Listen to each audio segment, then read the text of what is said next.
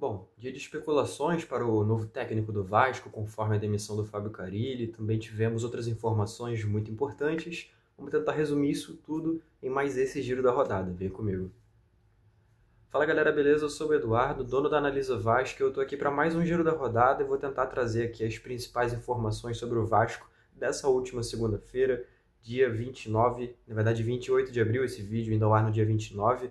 Bom, foi um dia praticamente pautado aí pelas especulações para o novo técnico do Vasco, Fábio Carille, demitido no último domingo, dia 27, após a derrota para o Cruzeiro. Modus operandi parecido com aquela demissão do Rafael Paiva no ano passado, né? Ao invés de ir o treinador para a coletiva de imprensa, vai o presidente Pedrinho e usa a coletiva para explicar os critérios pela demissão, responder também a perguntas sobre o departamento de futebol, mas a gente falou bastante sobre isso no vídeo de ontem. Se você não acompanhou, fica a recomendação aqui. Só você buscar aqui no nosso canal.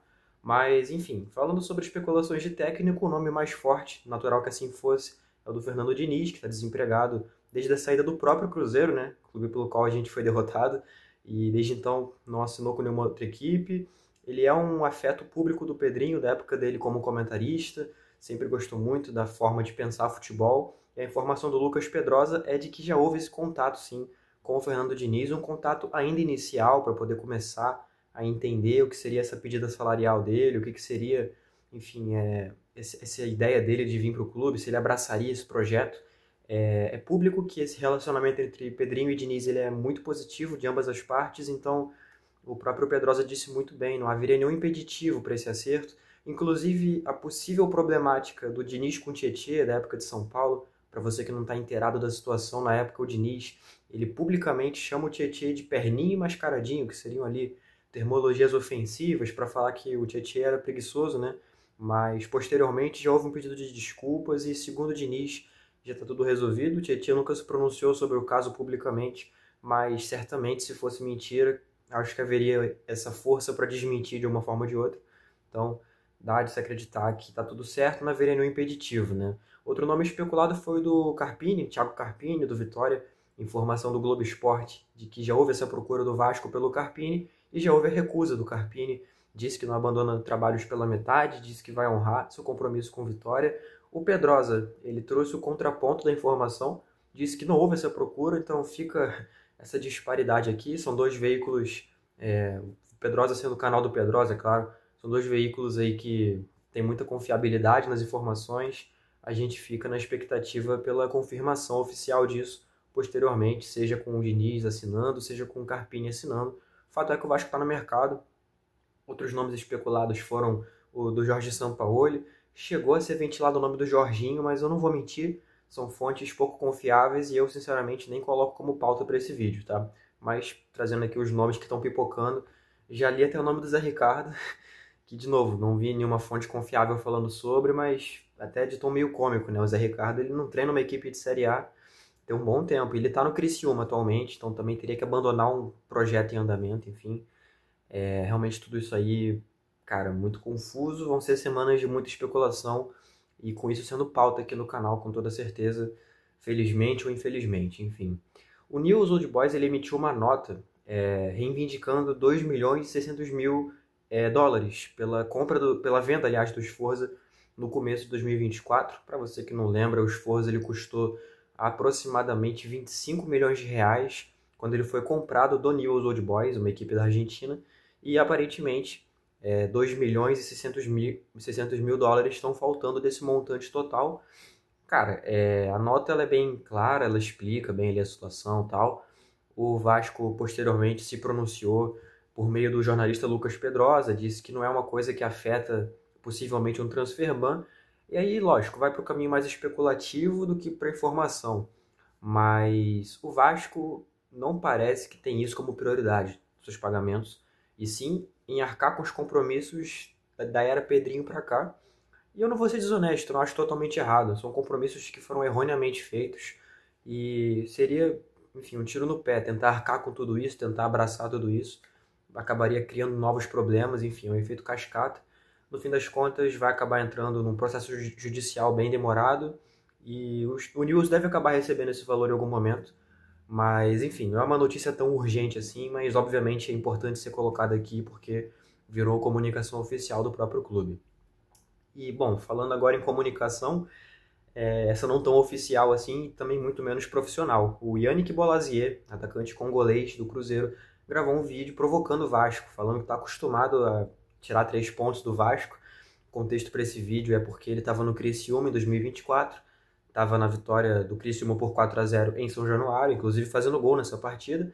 E no jogo da volta, lá em Santa Catarina, né, ele também participa, tudo mais, até faz uma boa partida. Cabe lembrar, ele, apesar de boas partidas contra o Vasco, ele é rebaixado junto do Criciúma no Brasileirão. E, bom, ele estava em campo na vitória do Cruzeiro diante do Vasco, apesar de que ele teve um desempenho apagadíssimo. Minha opinião pessoal, não tem por que ele fazer um vídeo provocando, mas, cara, é um personagem. Eu, sinceramente, não levo isso tão a sério assim. Eu recomendo isso a todo mundo também. Faz parte do esporte, a provocação, e não tem nem por que ficar, de repente, criando uma inimizade com ele, né? Bom, tivemos a confirmação da arbitragem para o jogo entre Operário e Vasco na próxima quinta-feira pela Copa do Brasil, terceira fase, jogo de ida, lá no Paraná. Vai ser Anderson Daronco com o apito na mão. E, bom, Daronco tem um histórico recente, talvez inofensivo contra o Vasco, né? Ele já foi nos últimos anos um cara assim que criou muitos problemas e tal, mas que ultimamente tem sido um árbitro até bem coerente nas partidas do Vasco, então é uma notícia, não sei se boa, mas não é ruim, dá pra dizer assim. Outra notícia importante, os crias GB, Euder e Bruno Lopes treinaram com o time principal, informação do querido amigo Matheus Gilbert, o GB voltando a treinar desde aquela lesão que teve no começo do ano, que inclusive acabou impedindo o acerto dele com o Fenerbahçe. Ele que fez gol recentemente pelo Sub-20 contra o Flamengo, na goleada, inclusive, né, feita no Campeonato Brasileiro Sub-20. Também fez gol na Copa do Brasil, também fez gol na goleada contra o São Paulo pelo também Brasileirão Sub-20. Vive um bom momento e está sendo premiado mais uma vez aí, fazendo parte do treinamento com a equipe principal. Agora uma informação nossa, na verdade uma informação minha, pela Analisa Vasco. O Daniel Félix, que é coordenador de performance, ele assume interinamente a função de preparador físico do Vasco, uma apuração que a gente fez aqui. Informação rápida, pequena, nem de muita relevância, mas cabe o comentário de que o Daniel realmente ele é muito odiado pela torcida na internet. É uma realidade que não se traduz para o interno do Vasco, tá? Ele é muito querido internamente. Eu até coloquei lá no meu Twitter um apêndice para informação que, cara, todo mundo que eu converso internamente fala coisas incríveis do Daniel, profissionalmente, pessoalmente. Então, assim, ele não é culpado pelos resultados do Vasco. Eu faço esse pedido aqui como alguém que torce pro Vasco e que, sei lá, não quer ver pessoas que estão lá dentro fazendo um trabalho justo, sendo atacadas injustamente. Não personifiquem no Daniel os problemas do clube. Não é culpa dele, o Daniel ele tá fazendo a função dele, na minha opinião, muito bem. A função de coordenador de performance, é muito cauteloso com os jogadores. Por exemplo, a função dele como alguém que controla o retorno do Adson aos gramados. Está sendo extremamente cauteloso, controlando bastante, tanto que o Adson não voltou a ter novas lesões. Às vezes em que ele ficou de fora foi realmente poupando para cuidar do Adson, não porque o Adson se lesionou, né? Por exemplo, a situação do David, por exemplo, a situação do Estrela, tudo sendo tratado com muita cautela. Como preparador físico, eu entendo que hajam críticas, o trabalho dele não é impecável, mas eu só não acho justo personificar nele. Eu acho que, sei lá, ele não é culpado, simples assim. Bom, o Vasco também iniciou conversas com a G5 Partners, que é uma empresa que faz consultoria jurídica, e é basicamente como fez a KPMG em 2022 pela venda da SAF. É justamente esse o objetivo do Vasco nessa conversa, é contratar a empresa para que ela faça a consultoria da nova venda da SAF. Essa empresa ela é de 2007, ela é fundada em 2007 e atua na gestão de aproximadamente 35 bilhões de reais em ativos e contabiliza mais de 230 bilhões de reais em transações de fusões e de aquisições, além de cerca de 190 bilhões em reestruturações financeiras, segundo informações do site da própria companhia. Essa informação do possível acerto, ela parte do jornalista Rafael Zarco, do Globo Esporte. E, bom, contexto parecido com aquele da época, sinceramente, pouco a opinar, não é minha área, mas certamente é um movimento relevante, né, para essa nova revenda, né, essa nova venda da SAF. É importante o Vasco tentar se calçar das melhores formas possíveis e a olho nu parece ser isso. Parece tentar trazer ferramentas para que seja feita uma revenda saudável e consciente, né? Falando em técnico do Vasco, voltando no tema do começo do vídeo, o Kleber Xavier foi contratado pelo Santos. Tá, o que isso tem a ver com o Vasco? Bom, o Santos ele era um dos times na briga para ter o Fernando Diniz. Então, com essa aquisição do Kleber Xavier, que para quem não conhece, ele era auxiliar do Tite na seleção brasileira. Enfim, com essa aquisição, saem da briga aí pelo Fernando Diniz, tudo certo então, caminho livre, vamos dizer assim, para que ele assine com o Vasco. E a última notícia, acho que para fechar o dia mesmo, né? O Vasco ele infelizmente foi derrotado em 81-78 pro São José pela partida 3 da primeira rodada dos playoffs do NBB. Essa partida foi em São Januário, foi uma derrota muito tensa, o time competiu bastante até, chegou a flertar com uma virada ali, mas não foi suficiente.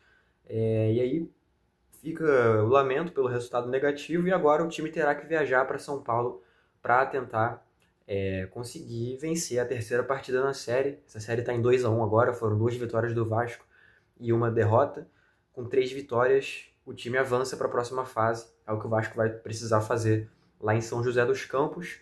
E chegamos a estar lá no ginásio, podemos acompanhar tudo mais, conversar com o técnico Léo Figueiró, que basicamente falou que é importante, claro, esse volume que produziu ali no fim do jogo, mas que, enfim, vão ter que botar a cara a tapa e fazer o dever de casa e tentar a vitória fora de casa agora lá em São José dos Campos para conseguir esse difícil objetivo que é o avanço de fase na pós-temporada da principal competição de basquete aqui do Brasil. Bom, com isso fico por aqui. Esse foi o boletim diário de notícias. Convido você, claro, a se inscrever aqui no canal, deixar o seu like, isso ajuda muito. E também convido você a conhecer as nossas redes sociais, todas sob o @AnalisaCRVG. A gente está por aí falando de Vasco, não vai faltar lugar para você achar a gente. Queria aproveitar também para indicar um parceiro nosso que está recomeçando no YouTube, ele perdeu o canal dele recentemente, que é o Resenha Fute, é o querido Gabriel. Fica aqui esse convite para você conhecer o trabalho dele, é um trabalho parceiro nosso, também está no Instagram e no TikTok, se você quiser conhecer, os links vão estar todos aqui na descrição. Não menos importante também o link do nosso grupo de WhatsApp. Fique à vontade para entrar, nossa resenha lá de vascaínos, sempre muito bacana ter vocês lá conosco para poder trocar essa ideia e, claro, poder conhecer mais de perto quem está do outro lado da tela acompanhando a gente, tá bom? Tamo junto, valeu e até a próxima.